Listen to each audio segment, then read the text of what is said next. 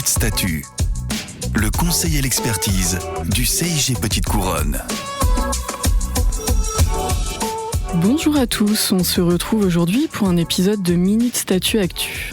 Faisons un point sur les principales actualités statutaires de ces dernières semaines. C'est parti. On commence par le décret numéro 2025-290 du 28 mars 2025 qui abaisse désormais à 50% du SMIC les cotisations sociales salariales des apprentis.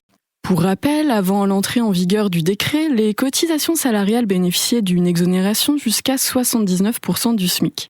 Attention, en pratique, seuls les contrats conclus à compter du 1er mars 2025 sont concernés par le nouveau seuil d'exonération à 50% du SMIC. Les contrats conclus avant le 1er mars 2025 continuent quant à eux à bénéficier de l'exonération à hauteur de 79%. Parlons maintenant jurisprudence avec une décision rendue par le tribunal administratif de Poitiers le 13 mars 2025 relatif au congé de paternité. Dans le cas d'espèce, un agent pénitentiaire s'était vu refuser par sa hiérarchie la prise du congé de paternité pour des raisons de nécessité de service.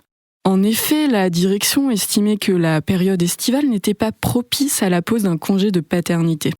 L'agent décide alors de saisir le tribunal administratif pour faire annuler la décision du centre pénitentiaire. La question qui se pose au juge est alors la suivante. Le congé de paternité peut-il être refusé pour nécessité de service ? Eh bien non, le juge vient par cette décision rappeler que le congé de paternité est accordé de droit. Il ne peut donc être refusé pour des raisons organisationnelles. Le juge ajoute que le chef de service peut seulement opposer à l'agent concerné la méconnaissance du délai d'1 mois dont il dispose pour l'informer des dates de son congé.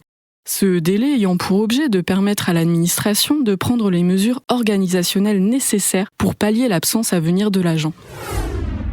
Autre jurisprudence marquante, rendue par la Cour administrative d'appel de Nantes le 1er avril 2025 relative au supplément familial de traitement, SFT. Dans le cas d'espèce, un agent municipal s'était vu notifier par courrier un trop perçu de SFT d'un montant de plus de 8 000 €. La commune lui reprochait le fait de ne plus avoir la charge effective et permanente de ses enfants depuis son divorce. L'agent conteste la décision de la commune et saisit alors le juge administratif. Il est notamment relevé au cours de l'audience que le jugement de divorce avait fixé la résidence de l'enfant chez la mère, le père devant s'acquitter du versement d'une contribution alimentaire pour les enfants et héberger ces derniers un week-end sur 2. La question qui se pose alors au juge est celle de savoir si de tels éléments pouvaient permettre de justifier que le père puisse percevoir le SFT. Eh bien non. Le juge rappelle à cette occasion que le SFT est un droit versé à l'agent qui assume de manière effective et permanente la charge de l'enfant.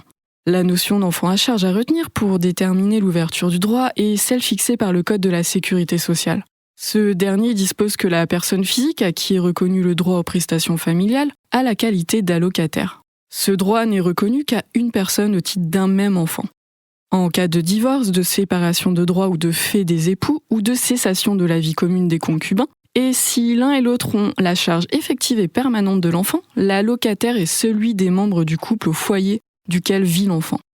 Il résulte donc de ces dispositions que lorsque la résidence de l'enfant est fixée chez la mère, le père n'assume pas la direction matérielle et morale de l'enfant et qu'il ne peut donc pas se voir reconnaître la charge effective et permanente de l'enfant, même s'il héberge ses enfants certains week-ends et qu'il verse une pension alimentaire. Ainsi, ce dernier n'aurait pas dû percevoir de SFT. Continuons par les autorisations spéciales d'absence ASA octroyées par certaines collectivités aux agents souffrant de règles douloureuses. À l'occasion d'une question écrite, le gouvernement a rappelé le 20 mars 2025 que les ASA constituent des modalités d'aménagement du temps de travail accordées à titre exceptionnel et ponctuel, permettant à l'agent de s'absenter de son poste de travail sans utiliser ses droits à congé. Les ASA sont octroyés pour des motifs précis définis par la loi, notamment liés à la parentalité et aux événements familiaux. Le gouvernement poursuit en indiquant que, conformément aux décisions de justice qui ont été rendues récemment, les ASA ne peuvent donc pas couvrir les absences pour raisons de santé, comme les règles douloureuses ou l'endométriose. Il est rappelé néanmoins à cette occasion que pour tenir compte des situations que peuvent rencontrer certains agents souffrant de règles douloureuses, des aménagements horaires peuvent être accordés par l'employeur. On poursuit avec une actualité relative à la simplification de la gestion RH dans la fonction publique. Le Premier ministre François Bayrou s'est exprimé lors de la 3e édition des Assises de la simplification le 3 avril 2025 au Sénat. Le chef du gouvernement y a évoqué 2 propositions visant à simplifier la gestion des RH dans la fonction publique. À savoir, supprimer l'obligation de republier systématiquement les emplois des agents dont les contrats viennent à échéance, et mettre fin à l'obligation de déclarer l'absence de candidats fonctionnaires avant de solliciter un entretien avec un contractuel. À ce jour, ces propositions n'ont pas encore été traduites dans la réglementation. Il convient donc de rester vigilant sur une éventuelle future application.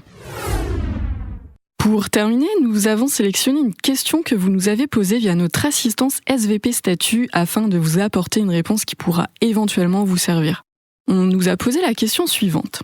L'assiette de rémunération servant au calcul du jour de carence est-elle impactée par la baisse de l'indemnisation des congés de maladie ordinaires ?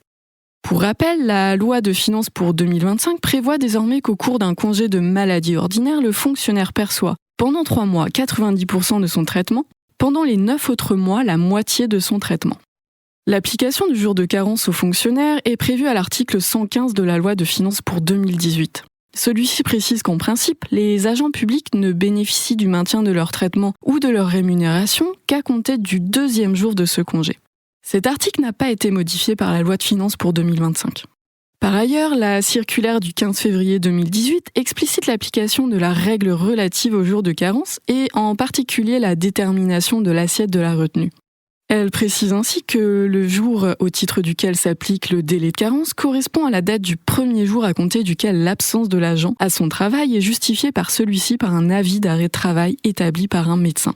Aucun texte ni aucune jurisprudence ne prévoit que la retenue sur traitement s'effectue sur la base de la rémunération versée pendant l'arrêt maladie. Par exemple, aucune disposition ne prévoit que si un agent bénéficie d'un congé de maladie à demi-traitement, la retenue sur rémunération au titre du jour de carence s'effectuerait sur la base de la moitié du traitement. Ainsi, par analogie, le jour de carence se traduit par une retenue sur traitement à raison d'1/30 de la rémunération mensuelle afférente à l'emploi. Voilà pour quelques-unes des dernières actualités. Pour aller plus loin, n'hésitez pas à consulter les documents et liens utiles que vous trouverez sous ce podcast. Je vous donne rendez-vous le mois prochain pour un format hors série de Minutes Statut consacré au télétravail. À très bientôt. Minutes Statut, le conseil et l'expertise du CIG Petite Couronne.